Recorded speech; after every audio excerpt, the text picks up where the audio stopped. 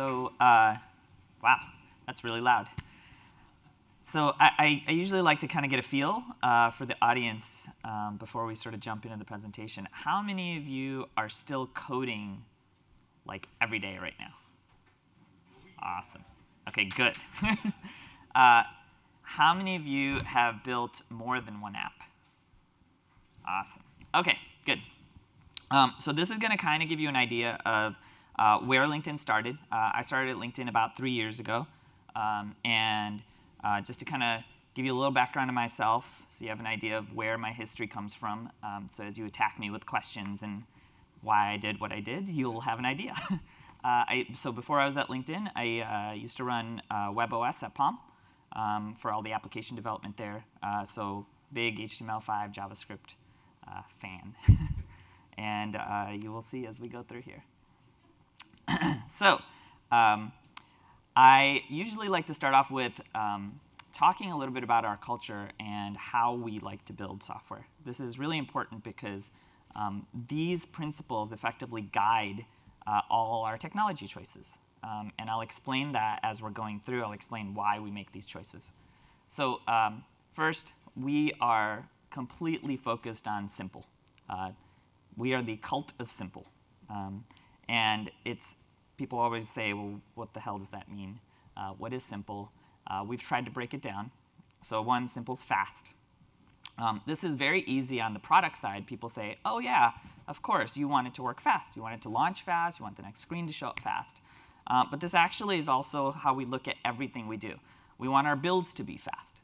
I want our task estimations to be fast. I want my tests to run fast. In fact, if tests take 3 hours to run, you won't run the damn tests. So the tests have to be fast. Literally, everything has to be fast. And you'll see, based on our tech choices, why we made the choices we did in order to make this. This is our #1 priority in simple. Second is easy. Once again, great for product. Count the number of taps. You're like, oh, that's easy. We do the same measurement for how we build stuff. So how many commands to run a build? How many steps to actually write a test? Each of those metrics, I'm just giving you examples, but each of those metrics sort of really governs whether the developer will actually do the work, or the tester will actually do the work of running the commands and actually doing the test. Third, it's reliable. Once again, app doesn't crash, but if you apply it away from the product world for a second, builds don't break. The tests run consistently. These are examples of things that we think are essential. So simple is sort of the mantra you'll see me repeat throughout this example. You will probably be sick of hearing me say the word simple. Hopefully that's a good thing by the end of this presentation. Let's talk a little bit about design. There's a lot I can talk about for design. This is a one-slide quick design version of how we view design. So whenever we look at an app, we use this metaphor of a house. Each app has a few rooms. When we say few, like 3 to 4 rooms. So you have your living room, you have your kitchen, you have your bathroom, you have your bedroom. Important thing to recognize about the rooms, you don't poop in your living room. You hopefully aren't sleeping in your bathroom. Some of you might be sleeping in your bathroom. But the idea is a few rooms. We're not trying to build a 500-room house or a mansion. This is under the sort of site of simplicity. And it's really important to understand your great room. It's where you're going to spend a majority of your time. That's probably the screen you're launching to. That is going to be your primary experience. It's important to understand the entrances into the house. So typically you have SEO, email, organic, which means you just launch the app by clicking on it, push, and there's actually another one, SMS, on here. But effectively, you can kind of think of it as there's search, there's transactional cases where you're coming in because we notified you for some reason, and there's organic. The hallways matter. So navigation, how you get around from room to room, has a huge impact on how much you'll actually utilize the software. So what we found is a lot of people measure, well, what are people doing in one room? What are they doing in the kitchen? What are they doing in the living room? They don't actually measure how often are they going through the hallways. And what you'll be surprised is most people spend about 40% of their time in the hallways. They're constantly moving from room to room. So if your hallways suck, that's not good either. So let's jump in. Enough of the sort of high level. Let's talk about where we were first. When I joined Q1 2011, this was our app. We were about 8% of traffic. We had only an iOS app. We were built on the 320 framework, which I'm sure you guys all love, right? Still using it? No. Neither are we. We were about 3 engineers. Was an apology? Wow. 3 engineers. Our front end was Ruby on Rails based. So let's look at our architecture a little bit to kind of get a better idea. So you had the iPhone app. It talked over REST to many, many, many, many Rails instances. And then it talked over REST to the LinkedIn public API. Every time we needed to make a request, we'd make a request up to the Rails instance. Generally, the Rails instance had to make 6 to 10 requests to sort of the backend API. It would be the addition of all of those in terms of response time, and then you would kind of get a response back to the iPhone app. So this is like the opposite of fast. This is the opposite. One of the key things we saw, there were sort of like a couple key learnings. But before we get in there, I'm going to kind of step back. And these are the layers I'm going to sort of flow through as we look at this. So how did we develop at that time? How did we build at that time? How did we test? How did we release? And what did we do for monitoring? And what I'm going to show you is sort of an evolution of these steps as we go through the traffic growth at LinkedIn over the last 3 years and show you like what changed. And it's not actually just traffic growth. The other thing that had a huge impact is the number of people contributing code into the code base. As that grows, you need to change a lot of stuff. So let's talk about developing. So we told you we were using the 320 framework. We had 3 developers, so they would effectively change code and check in. So no code reviews, no nothing. It was just like code, check in. The builds were running on my machine. And I don't mean like running regularly. I mean like literally when we wanted to submit to the App Store, we would build on my machine and we would submit it. This is still when there was 8% of traffic coming to LinkedIn. So this is not the best or most scalable environment. In terms of how we did source control management, we were checked into Git. Every time we wanted to do a release, we would branch, and then we would stabilize the branch, which was like branch hell. We ended up with a bunch of branches. We released when we needed to. What did that mean? We didn't really have a clear idea. We just kind of felt like, hey, there was enough features now. It's probably time to do a release. We hardly ever released the server. We released the server maybe once a month because, well, you needed to release the client to release the server, and we didn't really have a schedule for releasing the client, so we sort of released it whenever we needed to, which is about how often we released the server. We had mostly manual testing. We had very little automation. I'd say like maybe, I don't know, 1% coverage or something like that.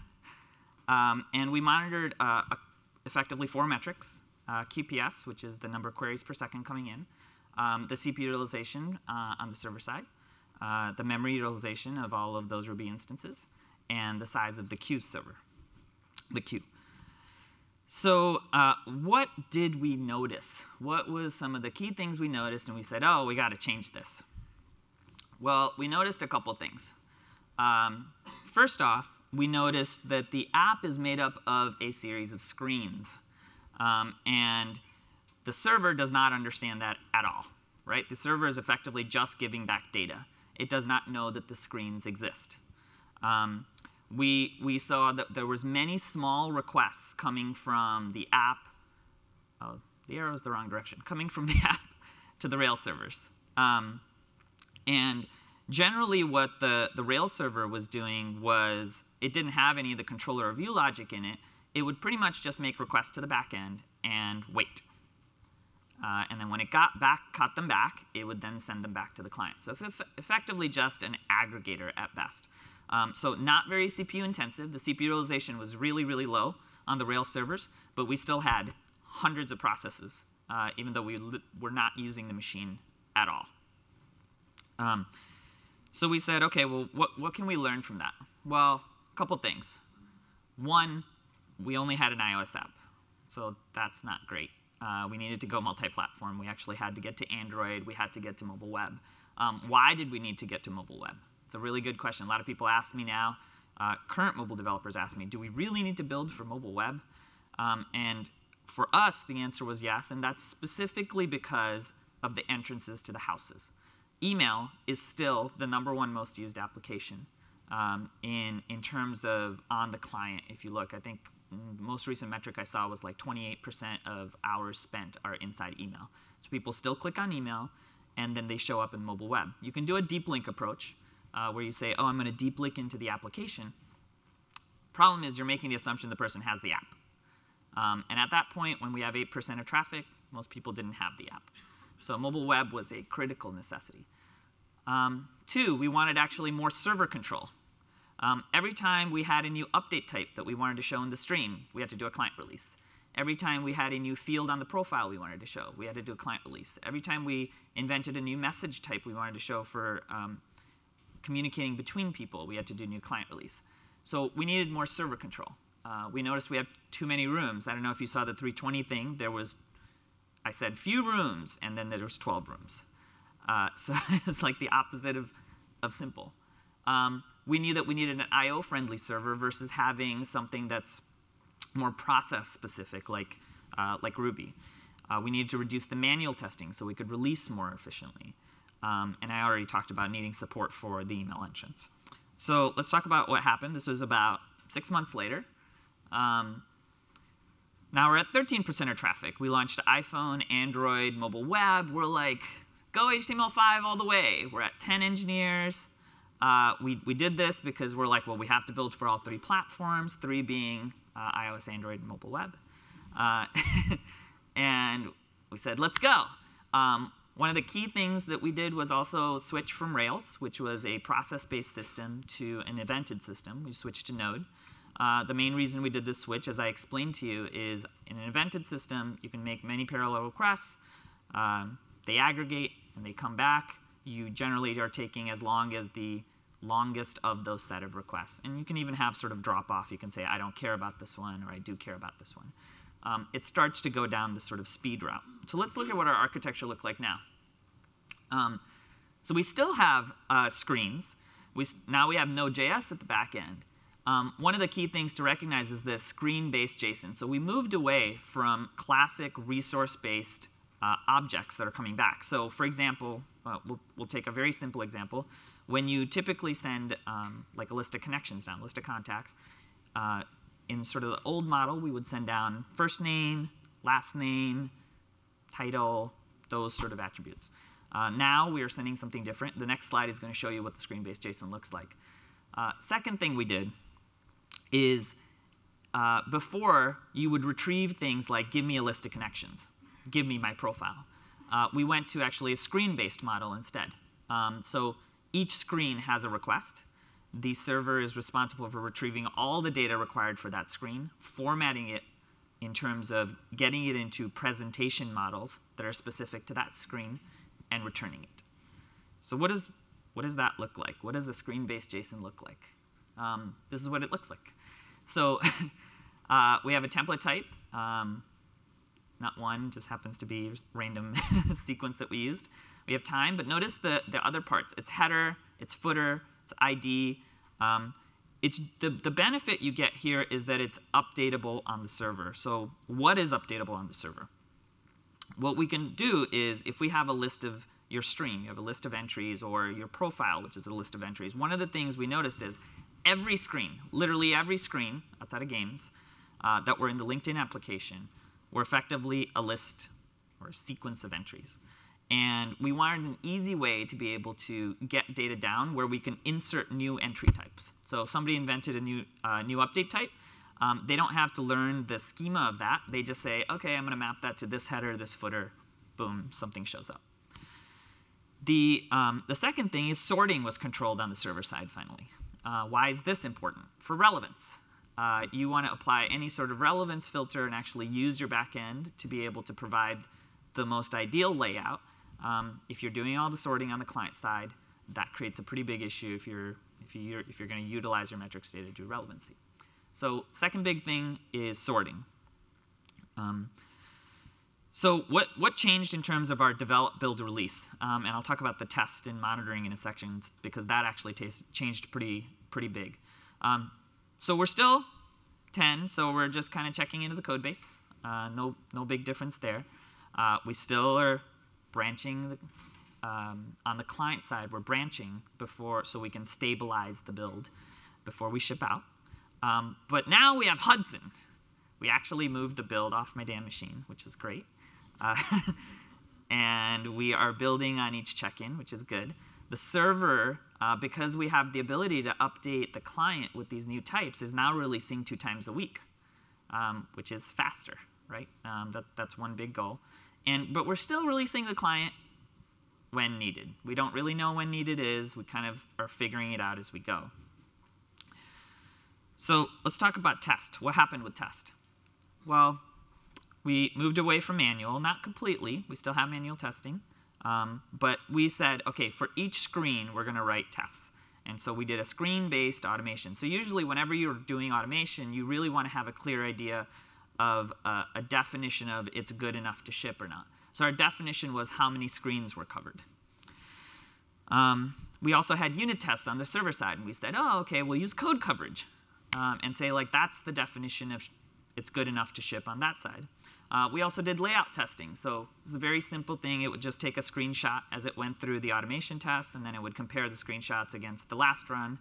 And if the screen diff was more than 5%, it would tell you that something broke. So this was like way better than manual. We were like, this is awesome. We'll take over the world this way. Monitoring.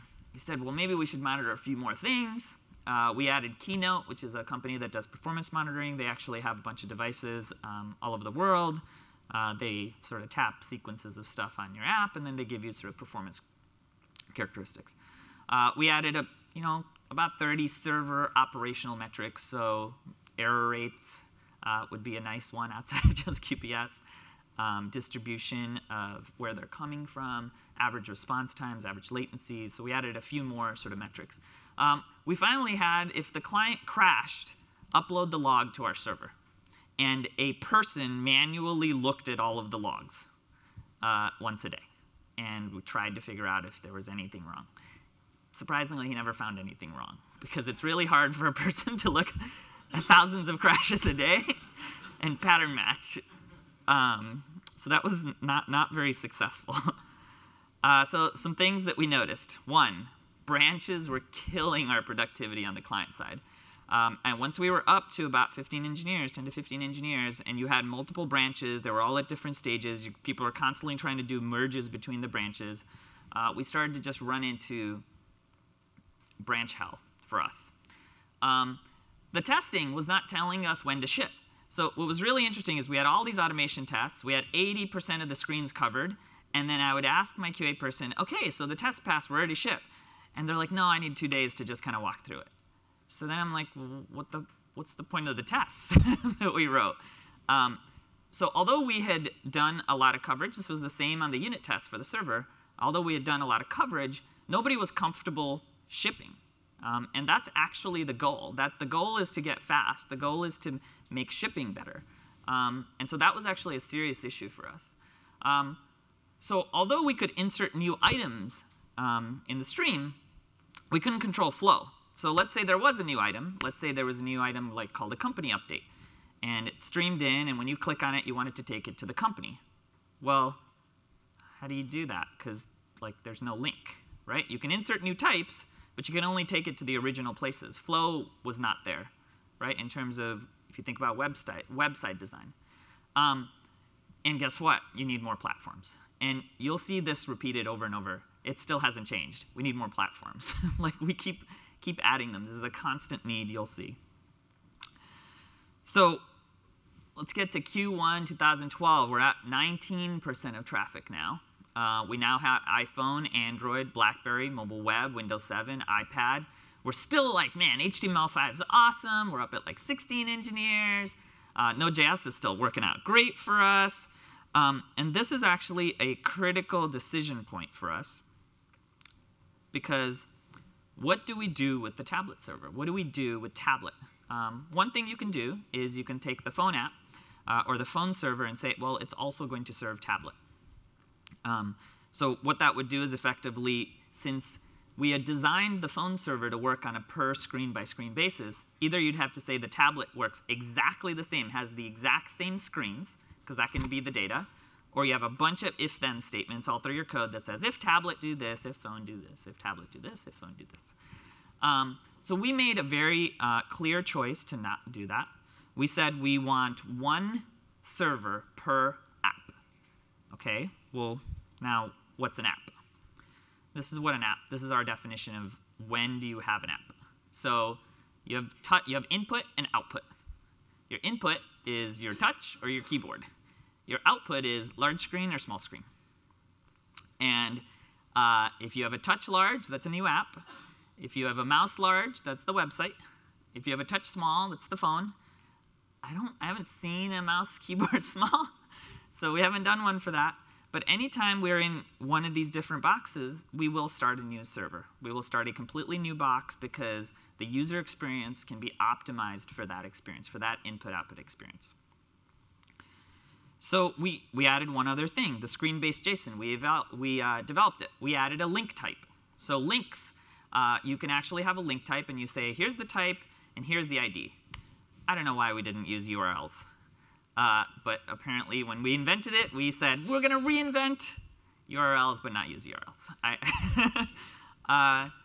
So that we had a set of types. You could say, hey, take me to this person, take me to this company, keep me to this job update. This was great because it could take you to entity types, which was a big step forward from not being able to control flow. So now I can actually control flow from the server side. You can change which screens the person's going to, where you're moving, all of those aspects. This is huge. I mean, it's HTML 1.0, but it's huge. It moved us in a step that can give us there. Right? We now have a href. We have links. So what changed about our development? One big thing we did is we moved to a trunk development model. So what does this mean? All of our engineers are checking into trunk. We do flag-based development. So when you're doing feature development, it's behind a flag. The flag is ramped slowly on the server side. So what does that mean?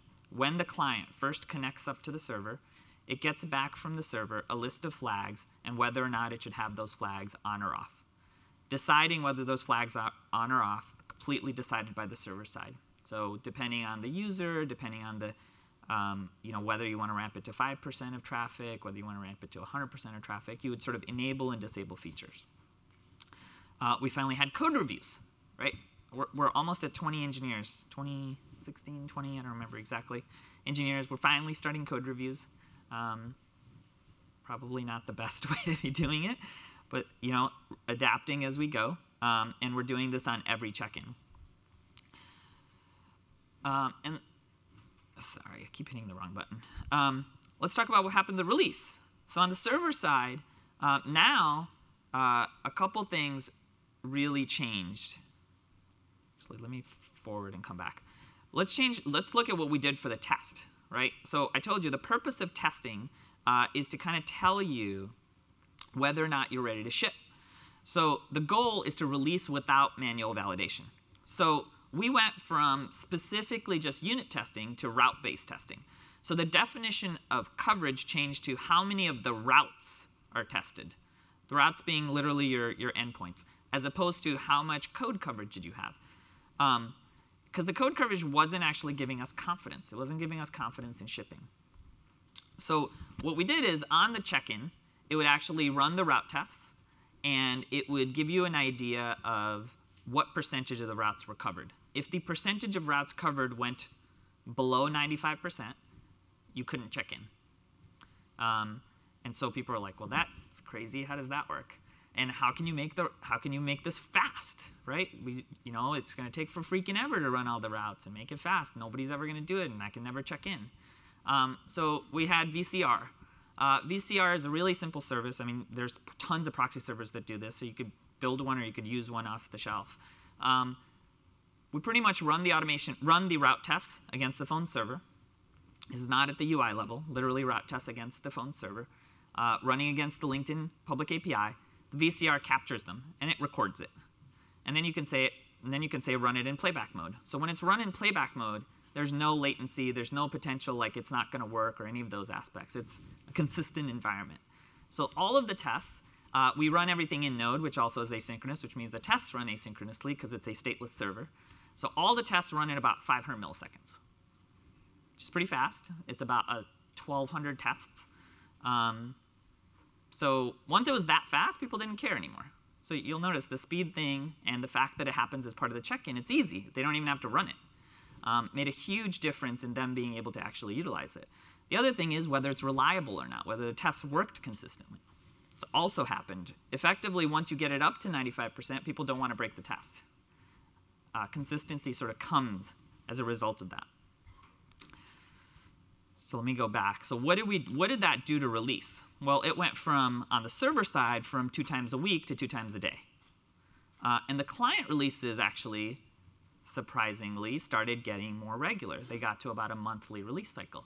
Well, why did they get to a monthly release cycle? Well, we pretty much found that it takes about a sprint to do your development. 2 weeks. We do 2-week sprints. And then it takes about 2 weeks for them to actually test it. And that is sort of the minimal amount of time before you have a feature that's big enough that you can actually want to ship in terms of big size. For LinkedIn's company size, right? Very different maybe for startups, but for LinkedIn's company size, it's big enough in terms of product feature ship. So we started to get to a monthly cadence, sort of. So we would get to the date, and then somebody would be like, well, I have one more thing to check in. Let me check it in. And it would sort of like float a little bit. So it was sort of little bit being like a week, 2, 3 months. It would float a little bit. So still not rigid, sort of ad hoc, but that's what the little tilde is, about monthly. So what did we notice? Well, one, we needed more operational metrics. Metrics to be able to actually tell if our users were doing well or not. We needed product metrics to be in real time. So all of our product metrics were being submitted. We had hundreds and thousands of them being submitted, but they were all going into effectively back-end Hadoop systems, showing up in Teradata, running like nightly reports and crazy crap like that to be able to tell if things were going good. But I couldn't tell when I ramped up something, did I break the world? I couldn't actually tell. And we saw, hey, now we have all these platforms. That's awesome. All the way till Q3 of 2012, we still didn't have push. Just basic push, like somebody messaged you. Seems insane. It's less than a year ago. So what happened next? Q3 2012, we're now at 25% of site traffic, and we just launched push. Right? And we're at about 30 engineers now. And so what happened to the architecture? What changed? So one thing that showed up is push showed up on the right-hand side. So we now have a new door coming into the application. So what did that do? Well, before, remember I told you we needed a way to have links. And we said the links were effectively only object types. That actually helped us a ton, because those exact links are where the push notifications take you. They effectively take you to this company, take you to this message. So the concept of URL, or the initial concept of URL, was actually starting to be utilized in push as well. We have Kafka, which is effectively a pub subsystem / queue, where we dump stuff, and then we listen on it and push it out to the phone and tablet applications. I told you we needed to increase monitoring.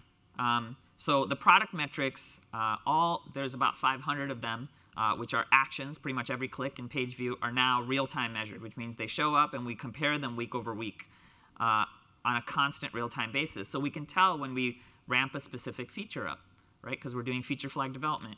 When we ramp a specific feature up, do we break not just the operational metrics, like is it crashing, but did we actually break the product in real time? Did we break it in some way in the sense like nothing's crashing, there's no new crashes, but half the app is no longer, people aren't going into this part of the app anymore.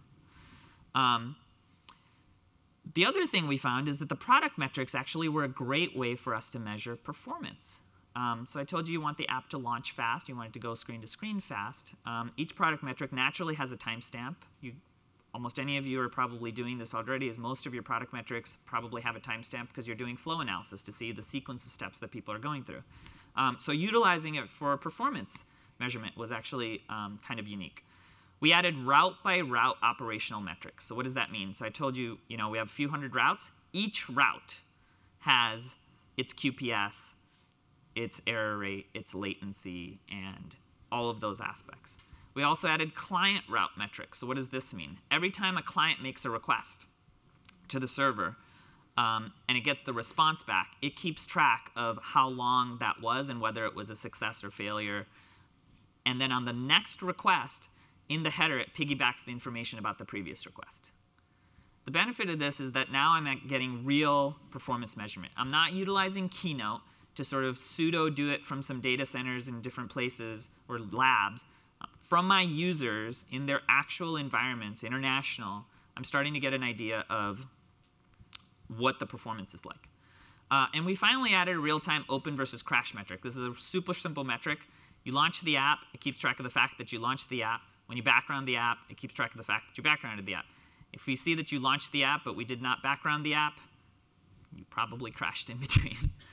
And so super simple metric, super helpful. Tells you crash rate at a very basic level. So what do we notice? HTML5 was awesome for us, except not so great for our users. It was crashing, mostly out-of-memory crashes. And the hardest thing was not that HTML5 was hard to develop in or that the performance was significantly bad. It was just that we couldn't diagnose the issues. We were about a 3 to 5% crash rate. Think about that. That's a huge crash rate. We needed to monitor power users versus regular users. What we started to see was all of these sort of operational metrics that we split up by route now, and the product metrics, we need to actually measure them by power users, by demographic, by OS version, client version. We need to start slicing. The other thing we realized is, well, now we're at 25% of site traffic. The rest of the company wants to start building into the mobile code base, which is great. But we said we wanted to keep things simple. We only wanted a few rooms. The web allows you to have many, many, many rooms because you're kind of free-flowing through. You have the big screen. So what do? We made an explicit choice to say we want more houses, effectively more apps, whole apps, and having each one have its own great room that are very separate. Facebook's sort of done this with the messaging app, camera app. Twitter's tried to do this with the music app. They also have Vine now. And I think we're going down the same path of having multiple applications. I'll show you that in a few seconds. More experimentation. We're starting to get to the point now where A/B testing is starting to become interesting. We need some more of that. And we need access to more of the back-end data. We've been just generally talking to the public API up to this point. And we need a coverage metric for UI testing. So I told you the route coverage helped us ship the server faster, but we still have no idea when to ship the client. It's pretty much figure it out as we go. So now we're getting up to the present. This is where we are now. We have 5 apps, so 5 houses. We are at 38% of traffic. We have many, many apps and many, many platforms. We have about 65 engineers. We've gone all native. And now we have node.js. We have Tornado. We have Play. Tornado is a Python-based framework. We have Play, which is a Scala-based framework. So why do we have 3? That doesn't make any sense. Well, it does make sense. Remember, we made a choice that each app, whether that's by input-output or by a whole different house, gets to pick its own front end. We have a strong belief that new technologies continue to come out that are going to be better than the previous ones. So you sort of make that choice. So the Contacts app, for example, is written on Tornado. The Recruiter application is actually written with Play as the backend. So what did it do to the architecture? Back around again. Well, one, you have more servers, which is great. You have multiple applications, which is great. The other thing is you'll notice that it broke apart the backend. And the reason it broke apart the backend is the backend before, when it was website, it was all going to the front end, and the front end would render. And the interface to the front end was effectively Spring RPC, old school Java land for anybody who's done Spring RPC. One of the biggest moves we did was move to what we called RESTly, which is effectively just having REST interfaces to our backend services to be able to talk to contacts or calendar or your profile or your stream or your jobs or your companies. We called those things superblocks. The reason we made this separation is superblocks are entire units that cannot talk sideways. They're not allowed to talk left and right. They effectively own a domain, and they can only stay contained within their domain. So what does a mid-tier do? A mid-tier talks to a sequence of superblocks to collect information and give it back to you here. So now this is even more clear. This is not even doing the aggregation anymore. Before, this was doing aggregation and formatting. This layer is doing a majority of the aggregation. This layer is now doing the formatting. Right? So we've sort of split it up a little bit more. The other thing we noticed is, hey, like we have a bunch of apps. It'd be probably nice if they could all authenticate and not have to rewrite authentication and challenge questions and security questions and doing all of the aspects of just authentication properly across our applications. So let's look at what did this do to how we build, how we test, how we deploy, how we release, how we monitor, where are we now? And I'll kind of talk about where we're going into the future as well. So one of the big things is the server is now not monolithic. There's multiple front-end servers. So we started having to create libraries and using package management systems. So Node obviously has things like NPM, but we needed to start creating something where you could have libraries that work across these different languages. So start to invest in C libraries. That's a huge change. On the client side, same thing. iOS, there are a couple package management systems, and Android has some. We have an internal one that we're using for our server. We happen to be using that also as our package management system on the client now. In fact, the apps themselves are just packages in the package management system. So the way the build system works now is it checks out a set of packages, compiles them, and says, hey, we have something now that you can test. So one of the big changes we changed around test is instead of being focused around screens, we changed the base unit of a test to actually be an action metric. So what is an action metric? When I click on something, that is a metric that says that that button was clicked. So we said how many of the clicks have been measured or have been covered in terms of your tests. The benefit of moving to the action metric coverage is now I can use my product metrics to drive the definition of coverage. So I can look at my product metrics and say 95% of users use these 50 flows. If these 50 flows are effectively a sequence of actions. So if I know those sequence of actions are covered, I can now release without manual testing. So finally just got to a point where we can measure how do we release automatically. How do we actually measure coverage to a point where we're comfortable that we can release. What happened with the actual release? We moved fully into what we call the train model. This is not something we invented. Actually, Google does this with Google Chrome. There's a bunch of stuff about this up there. Train model is super simple. The train leaves at a specific day at a specific time. If you're on the train, you get to come. If you're not on the train, wait for the next train. And the train does not shift. So because we have the flags, because we have the ramping, this makes a huge amount of simplicity in terms of actually being able to do a release. You're in trunk. There is no branch to stabilize. Trunk is stable. You're feature flagged. If you're not good at what you're doing, like if your area is not ready to ship, your feature flag is just never going to get turned on. It's OK. But that release now becomes much more of a simple cadence. It's a monthly release, and it's a consistent monthly release. Right now, it's at the 15th of every month. What we found that we're changing, which I actually don't have in the slides, but we're changing for next year, is we're going to have to pre-pick the 12 dates, because the 15th of every month isn't a great way to pick, because the 15th sometimes is a Saturday. or you end up with vacations, or you end up with those aspects. So we're going to pick 12 specific execution things. Second thing we did is we added something called EKG for log analysis and auto rollback. So what this is as you do a release, it continues to monitor the log on the server side, as well as for the client-side logs that are uploaded. And if it sees a significant difference in terms of error rate, crash rate, or any of those aspects, it automatically rolls the code back. This allows us to actually do server releases more than even 2 times a day. We sometimes do it 3 to 4 times a day. This is straight off of trunk, so there's no branches, there's no special anything. 3 to 4 times a day, you're just going to production. And we also have CRT, which finally gives us some more visibility into which version of the code in terms of like a git hash is at each level of the environment. What happened with monitoring? Well, I told you we needed more slicing. We need to be able to see, well, what's the QPS rate coming from iOS 7 specifically and for the power user.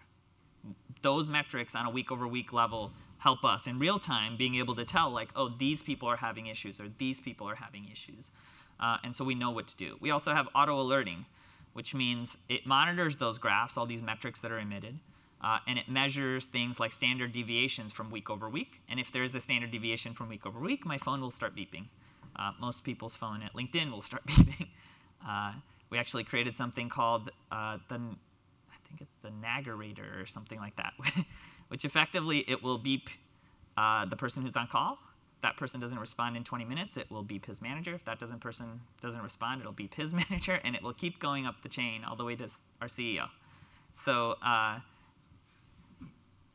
you generally respond really fast. It's a good way. Auto alerting allows us to effectively respond really, really quickly, really, really fast. We're back on sort of the simple.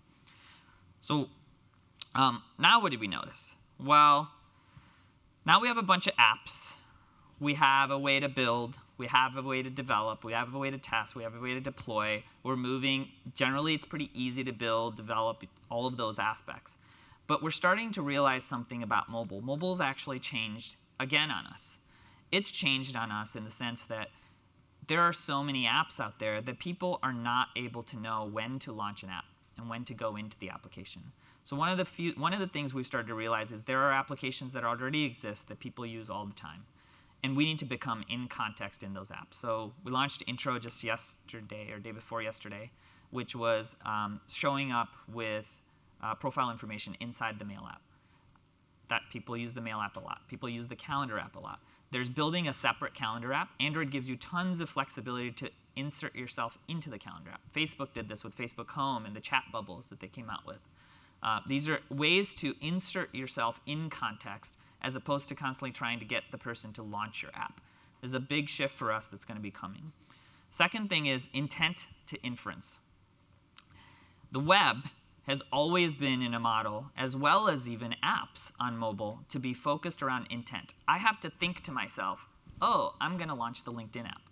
Or I have to think to myself, hey, I'm going to go to this URL. Or I have to be pinged. I have to get like an email, and I have to be pinged. Think about actually being told when it's important, right? Not just sort of when it happens, but when it's actually important to you. That's a key difference. And I think that's a big shift that we'll start to move to, is actually utilizing the data we have to start doing inference-driven sort of interactions. And all of this has to become more real-time. You noticed everything that happened as we moved into push and as we moved into how we're building and shipping software, we're becoming more and more and more sort of real-time in how we interact with our users. And it needs to become more personalized. Most importantly, it sort of needs to add some libraries, because now we're going to have these suite of applications. So what does this mean for our future? Like, what does the architecture look like? And where are we going? Where are we now? And how are we going to get there? A couple of key things. One, SAMHSA. SAMHSA's sort of brought in. It's a stream processing framework. I think Twitter has one called Storm. I'm sure you guys have one in Facebook as well. The goal is to process directly off the feed and do things like aggregation, so you can immediately send out pushes that are smart. So you're not just doing point pushes where when I send you a message, you get a push. You actually are doing pushes that are aggregating and doing some relevancy on top of it. The second thing is this mobilize libraries. That's a key thing that we're focused on, which is starting to build a set of libraries that people can use, not only inside LinkedIn, but also outside LinkedIn. Metrics libraries, logging libraries, crash analytics libraries, cross-linking library, cross-promotion library. Now that you have multiple applications, you have the problem of getting them to know that the apps exist, et cetera. So that's kind of our evolution of LinkedIn over the last, I guess, about 3 years. That's about it. Thank you.